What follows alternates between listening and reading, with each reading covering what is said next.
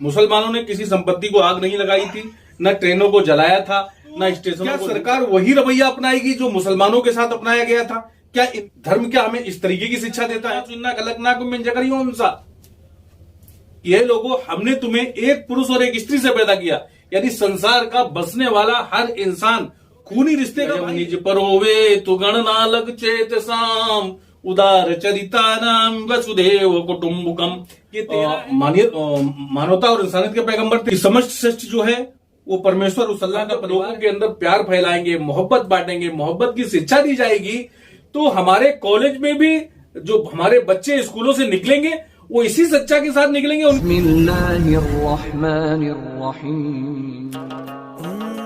आपका अपना जो योजना सरकार लेकर के आई है वो छात्रों को पसंद नहीं आ रहा है और छात्र उसका विरोध कर रहे हैं। बहुत सारी बातें हैं जो सरकार की पहले भी लोगों को पसंद नहीं आई, सीए एनआरसी का मामला हो या कृषि कानून का मामला हो, और इसी तरीके से और लोगों ने अपने अपने तरीके से जो है विरोध प्रदर्शन किया, और बहुत से लोग समय समय पर जो है विरोध प्रदर्शन करते रहते हैं। लेकिन जो रवैया है अगर हम उसको देखें वो क्या एक जैसा है? अभी पिछले ही हफ्ते झारखंड के अंदर और किस तरीके से सहारनपुर में मुसलमानों को टारगेट किया गया, उनके बच्चों को मारा पीटा गया और इसके बाद मुसलमानों के घर के ऊपर बुलडोजर चला।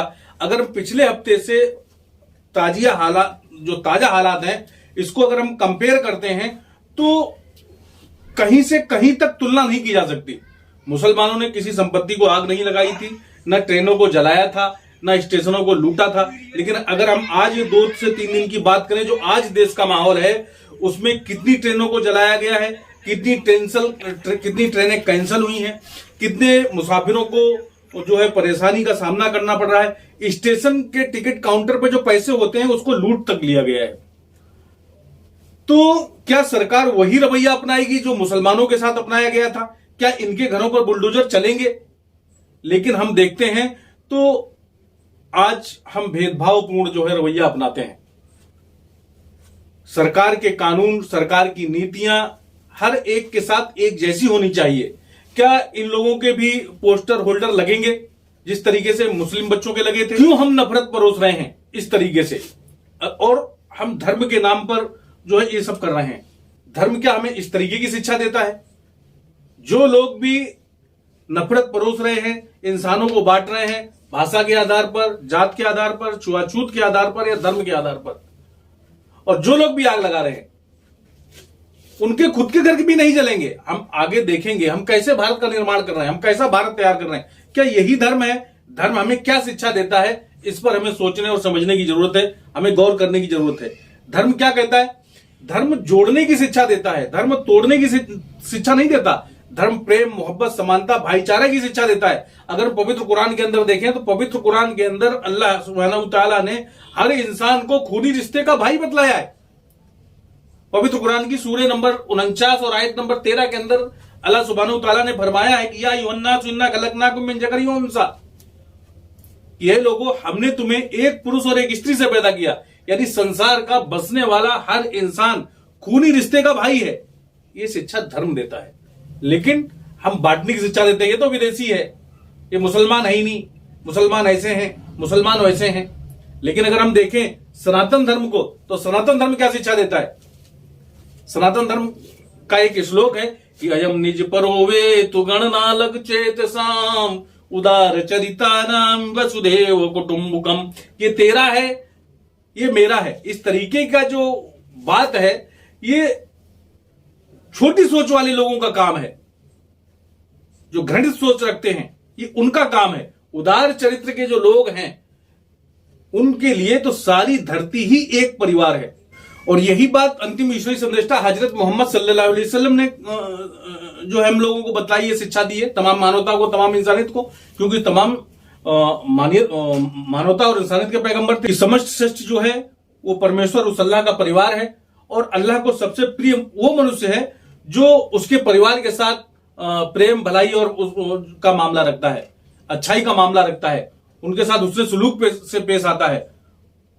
तो अगर हम देखें तो आज हमारा जो जीवन है वो धर्म पर नहीं, हम धर्म की लड़ाई जरूर लड़ रहे हैं, हम धर्म के नाम पर हिंसा जरूर फैला रहे हैं, लेकिन हम धर्म पर नहीं हैं। हम धर्म के बिल्कुल विपरीत जो है वो जीवन जी रहे हैं। धर्म क्या कहता है?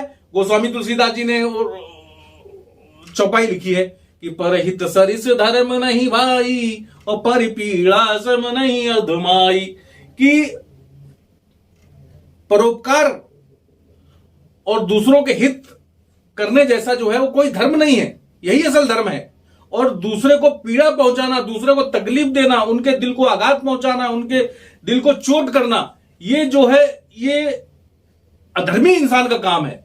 इससे बड़ा घृणित कार्य और जो है वो कोई नहीं है।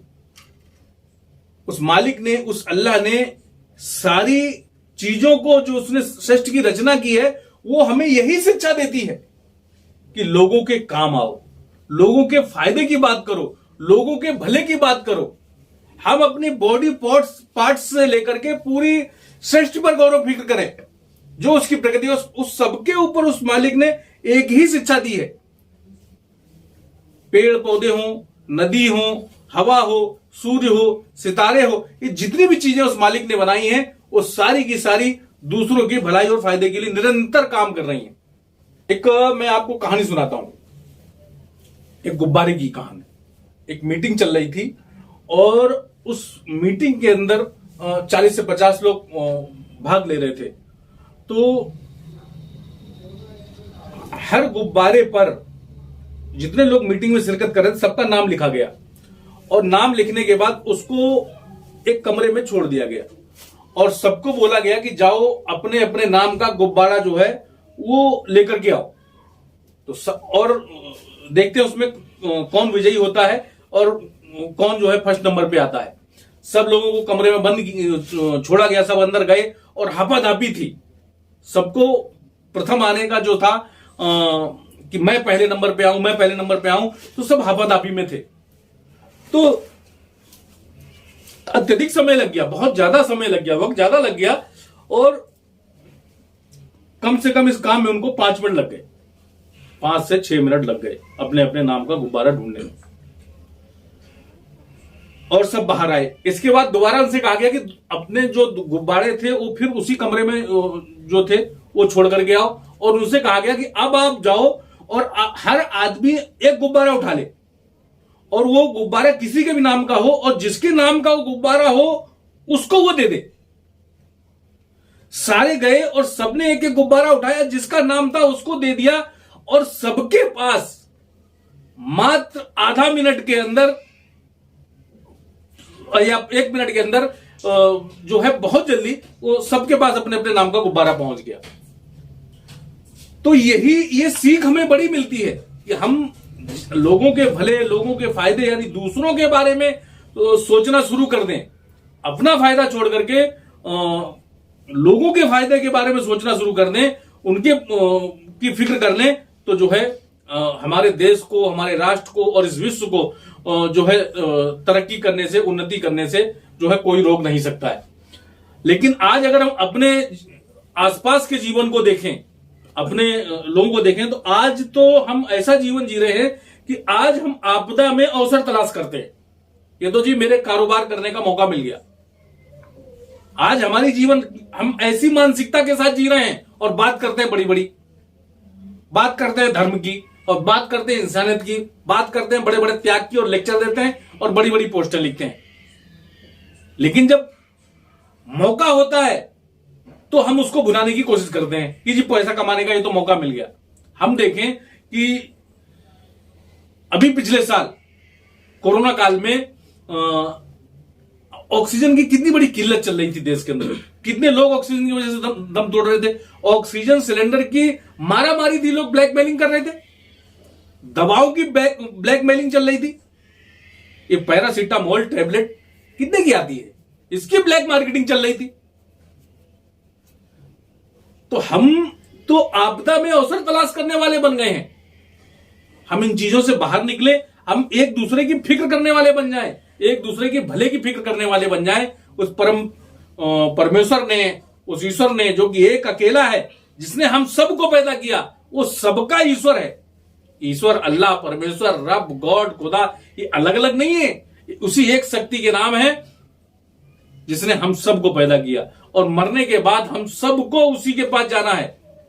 कामयाबी, सफलता उसी को मिलेगी जिसने उसके आदेशानुसार, जिसने उसके आदेशों को जाना होगा, जिसने स्वयं उसको पहचाना होगा कि मेरा मालिक, उसने मुझे क्यों पैदा किया है, वो मुझसे क्या चाहता है, और जो ऐसा करेगा मरणोपरांत उसी को सफलता मिलेगी। क्योंकि ये तो रहने की जगह नहीं है, ये तो परीक्षा गृह है। हम सबको उस मालिक के पास जाना है जहां अपने एक एक कर्म का हिसाब देना है। तो हम जब लोगों के अंदर प्यार फैलाएंगे, मोहब्बत बांटेंगे, मोहब्बत की शिक्षा दी जाएगी, तो हमारे कॉलेज में भी जो हमारे बच्चे स्कूलों से निकलेंगे वो इसी सच्चा के साथ निकलेंगे। उनके अंदर एक फिक्र होगी, एक कुड़न होगी कि मेरे राष्ट्र की संपत्ति है, मेरे देश की संपत्ति है, मेरी अपनी संपत्ति है, इसको जला करके मैं क्या मैसेज, क्या पैगाम दूंगा सरकार को। एक विरोध करने का एक तरीका होगा, एक आवाज को पहुंचाने का एक तरीका होगा।